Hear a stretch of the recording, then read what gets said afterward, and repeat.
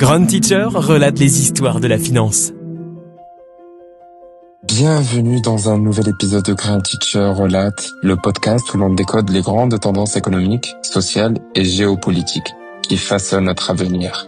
Aujourd'hui, on plonge dans une question cruciale. Quels sont les défis auxquels fait face l'économie mondiale en 2025? Selon le Fonds monétaire international, le FMI, leurs prévisions ne sont pas optimistes. Mais quelles sont les raisons sous-jacentes à cette prudence? Et surtout, que cela signifie-t-il pour nous, individus, entreprises et sociétés à l'échelle mondiale? Restez avec nous, on va explorer tout ça en détail. D'abord, mettons en contexte. Vous avez sûrement entendu parler du FMI, cet organisme international qui évalue la stabilité économique mondiale et émet des prévisions de croissance.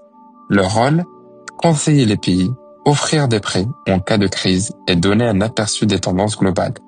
Mais aujourd'hui, leurs prévisions ne sont pas exactement encourageantes pour 2025. Pourquoi? Et quelles sont les grandes forces qui influencent cette vision? Alors, parlons-en. La première chose qui saute aux yeux, c'est la fragilité de la reprise économique mondiale.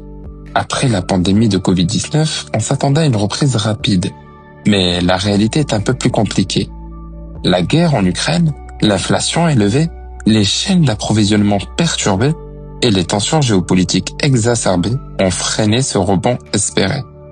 Le FMI a d'ailleurs révisé à la baisse ses prévisions de croissance mondiale pour 2025, estimant que l'économie mondiale connaîtra une croissance plus lente que ce qui avait été anticipé.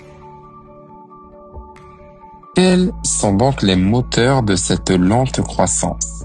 Premièrement, l'inflation persistante.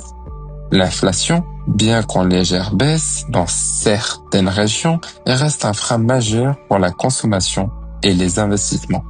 Les banques centrales, comme la Fed aux États-Unis ou la BCE en Europe, ont relevé leur taux d'intérêt pour lutter contre cette inflation. C'est un choix nécessaire. Mais cela ralentit également la croissance économique, en particulier dans les secteurs sensibles aux coûts d'emprunt, comme l'immobilier ou l'industrie. L'autre facteur est l'endettement élevé. De nombreux pays, et en particulier les économies avancées, sont confrontés à un niveau d'endettement public et privé jamais vu. Les dettes accumulées pendant la pandémie rendent difficile la capacité de relancer l'économie à pleine vitesse, car de nombreuses ressources doivent être allouées au remboursement de ces dettes. Les économies avancées, particulièrement l'Europe et les États-Unis, peinent à retrouver une croissance soutenue.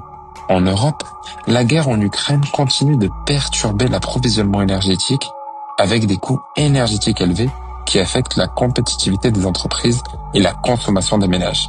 Aux États-Unis, la situation est légèrement différente, mais l'inflation est toujours présente et la politique monétaire plus stricte pourrait ralentir la consommation intérieure, qui est un moteur crucial de l'économie américaine.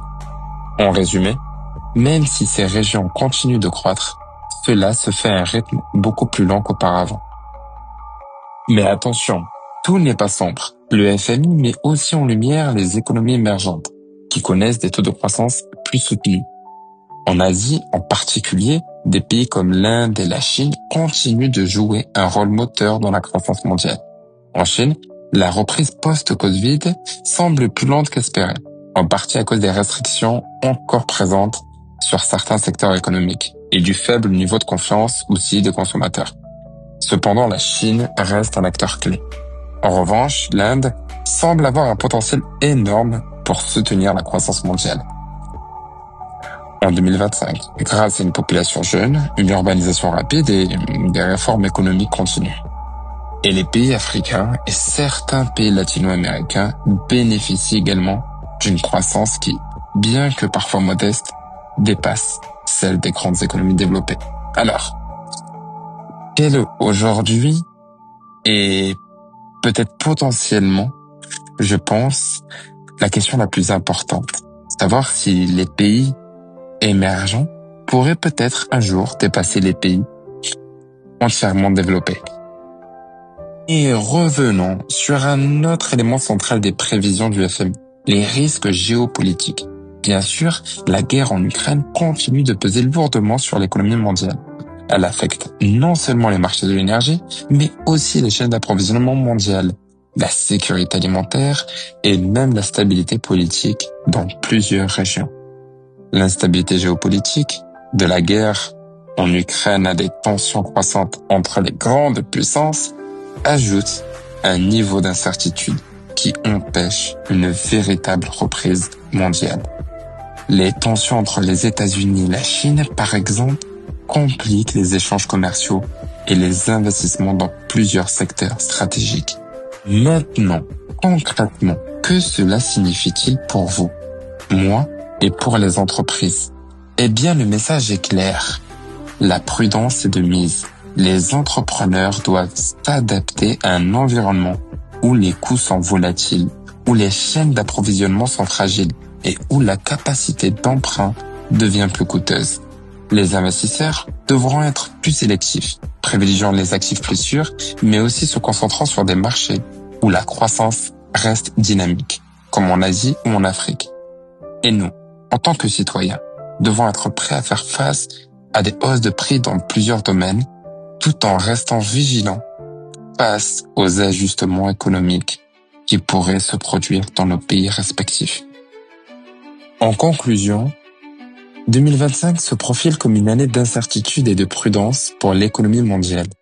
Le FMI avertit que la croissance sera plus lente que prévu, surtout dans les économies avancées. Les tensions géopolitiques, l'inflation persistante et l'endettement public élevé pèsent lourdement sur les perspectives économiques mondiales. Cela ne signifie pas que l'espoir est perdu, mais il faudra probablement plus de temps pour retrouver un rythme de croissance solide et soutenu. L'important, c'est de comprendre les enjeux et de se préparer à naviguer dans cet environnement complexe. C'est tout pour aujourd'hui. J'espère que cet épisode vous a aidé à comprendre les dynamiques économiques mondiales en 2025 et les défis à venir. Si vous avez aimé cet épisode, n'hésitez pas à vous abonner dans notre podcast Grand Teacher Relate, à nous laisser un commentaire et surtout à partager ce podcast autour de vous. Restez curieux, continuez à apprendre et je vous dis à très bientôt.